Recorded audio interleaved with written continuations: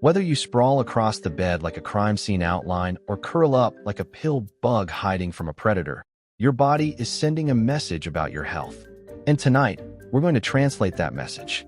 Let's begin with the position that around 40% of people instinctively fall into the moment their head touches the pillow. You know it, you love it. You probably even did it in the womb. The fetal position. There is something deeply primal about pulling your knees up to your chest and tucking your head down. It's the universal human signal that says, I am safe. Leave me alone. From an evolutionary point of view, this makes perfect sense. By curling up, you are protecting your vital organs, your heart, your lungs, your soft underbelly, from potential nighttime predators. At the same time, you're conserving body heat. Essentially, you're turning yourself into a compact biological pebble. But while your ancient lizard brain feels safe, your modern skeleton might be filing a formal complaint. Curling up too tightly turns your body into a compression machine. When your chin is pressed against your chest and your knees are pulled toward your face, you're restricting your diaphragm. You're basically asking your lungs to function inside something similar to a trash compactor. This kind of shallow breathing means less oxygen circulates through your tissues while you sleep, which might explain why you sometimes wake up feeling like you ran a marathon in your dreams. And then there are your joints. If you remain curled in a tight ball for 8 hours, you're putting stress on your knees and hips and potentially triggering arthritic flare-ups before you even reach 40. However, before you panic and suddenly uncurl yourself, remember that the fetal position actually has a huge advantage, especially for people who snore. By sleeping on your side with your spine curved, you're physically preventing the base of your tongue from collapsing backward and blocking your airway. It's basically an anti-gravity trick that keeps your windpipe open.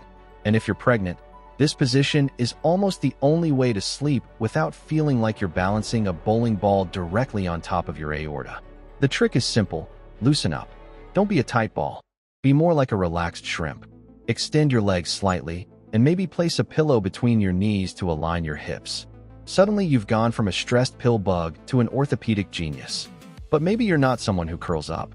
Maybe you prefer structure. You don't want to hide from the world. You want to stand at attention even while you're unconscious. That brings us to the rigid cousin of the fetal pose, the log. This is when you lie on your side with your arms straight down and your legs straight as well, looking like a piece of timber waiting at a sawmill. It looks uncomfortable. It looks stiff. It almost seems like you're trying to win a contest for occupying the smallest amount of space on a king-size mattress. But here's the secret weapon of the log sleeper. This is your brain's night shift janitor. While you sleep, your brain actually shrinks slightly, allowing cerebrospinal fluid to wash away waste proteins, specifically beta-amyloid, the sticky substance linked to Alzheimer's disease. Research suggests that sleeping on your side, especially in the log or a relaxed fetal position, is the most efficient gravity-assisted way for this cleaning process to happen. You're basically tilting your head so the brain's drainage system can work. If you want to wake up with a brain that feels like it has been professionally cleaned, side sleeping is one of the elite strategies. But of course, there's a catch. Gravity can be a cruel mistress for your face. Pressing your cheek into a pillow for about 2,500 hours every year creates sleep lines, permanent wrinkles etched into your skin simply because you refuse to sleep on your back. And we shouldn't ignore the shoulder situation. When you sleep like a log, your entire body weight presses down on one shoulder joint against the mattress. This can reduce circulation and compress nerves, leading to that strange feeling when you wake up and your arm feels like a dead fish that doesn't belong to you.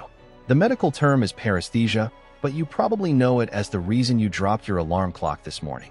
Now, if the idea of crushing your arm all night sounds unpleasant, you might drift toward another position on the spectrum. You don't want to curl up, and you don't want to be stiff. You want to reach out. You want to grasp something unseen. Enter the urinary. This is another side sleeping variation where your arms stretch out in front of you, like you're chasing a bus in a dream or asking a ghost for a glass of water. The urinary is a fascinating biomechanical compromise. You still get all the brain cleaning and airway opening benefits of side sleeping, but by extending your arms, you're opening your chest slightly more than in the log position.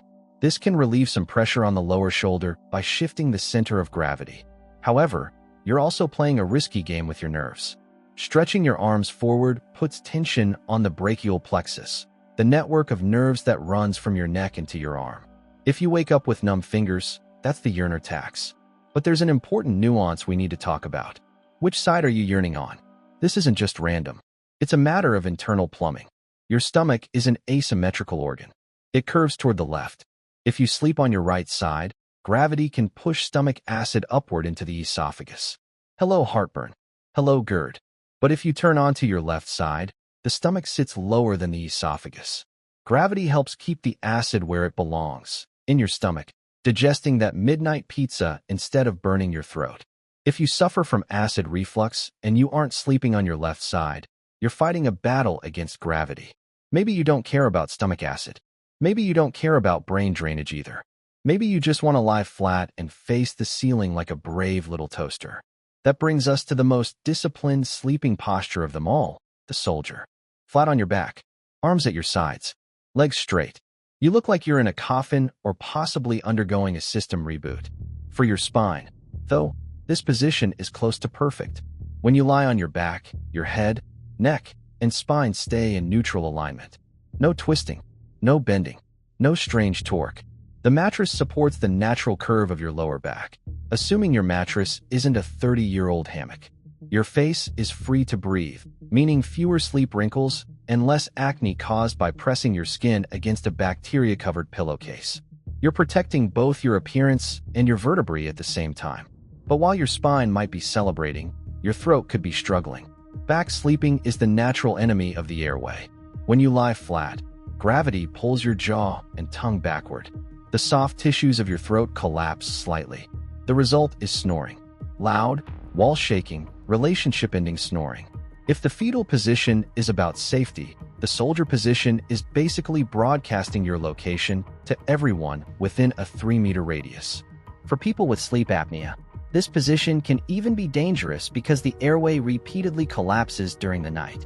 But if your airway is strong and your back needs support, the soldier position can still be the gold standard for spinal rest. However, some people find the soldier too restrictive. They need freedom. They need space. They want to dominate the entire mattress. Enter the starfish. This is back sleeping with attitude. Arms raised near the head. Legs spread wide. You look like you just fell from a 20-story building and landed safely on soft grass. The starfish is rare. Only around 5% of people sleep this way, but it actually has some unusual advantages. By raising your arms, you open your chest even more than in the soldier position. For some people, this reduces shoulder pressure by taking weight off the rotator cuff. But the real advantage is cooling. By spreading your limbs outward, you're increasing surface area and allowing more body heat to escape. If you run hot at night, the starfish position works like a natural radiator. But the downsides are significant. Keeping your arms above your head for hours can compress the ulnar nerve near your elbow. That's how you wake up with numb pinky and ring fingers, something often called claw hand. And just like the soldier, the starfish can turn you into a powerful snoring machine. Possibly even worse, because your mouth is more likely to fall open, turning your throat into a dry cavern. Finally, we arrive at the rebels, the outliers, the people who look at human biology and simply say, no thanks. The stomach sleepers, also known as the free fallers. You lie face down with your hands under the pillow and your head turned sharply to one side, almost like you're listening for distant footsteps in the ground. Let's be honest, most chiropractors consider this a crime against the spine. Think about the geometry. To breathe, you must twist your neck about 90 degrees to one side. Imagine walking around all day with your head turned that far. You wouldn't do it consciously, but many people do it for 8 hours every night. This puts enormous torque on the cervical spine and compresses the vertebral arteries. At the same time, your lower back sinks downward into the mattress, exaggerating the spinal curve. So why do people still do it? Because it feels protective. It reduces the feeling of vulnerability while sleeping and, strangely enough, almost completely eliminates snoring. You can't choke on your tongue if gravity is pulling it forward.